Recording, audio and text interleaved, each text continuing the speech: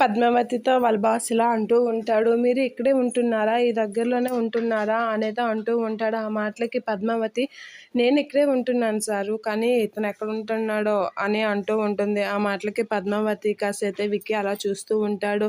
నీకు ఎలాంటి లక్షణాలు ఉన్న అబ్బాయి కావాలి పద్మావతి పెళ్ళికి అనేది అంటూ ఉంటాడు వాళ్ళ సార్. ఆ మాటలకి, నాకు బాగా చదువుకున్న అబ్బాయి కావాలి సారు, బాగా చదువుకున్న అబ్బాయి కావాలి, రోజు మల్లెపూలు తెచ్చే అబ్బాయి కావాలి అనేది అంటూ ఉంటుంది. ఆ మాటలు వినగానే పద్మావతి కాసి విక్కీ అలా చూస్తూ, అవి జరగని పనులు అని అంటూ ఉంటాడు. ఆ మాటలు వినగానే వాళ్ళ సార్ ఇలా అంటూ ఉంటాడు, ఎందుకు జరగవు విక్కీ, ఎందుకు జరగవు విక్రమాదిత్య, అవి జరుగుతాయి, ఎందుకు జరగవు అనేది అంటూ ఉంటాడు.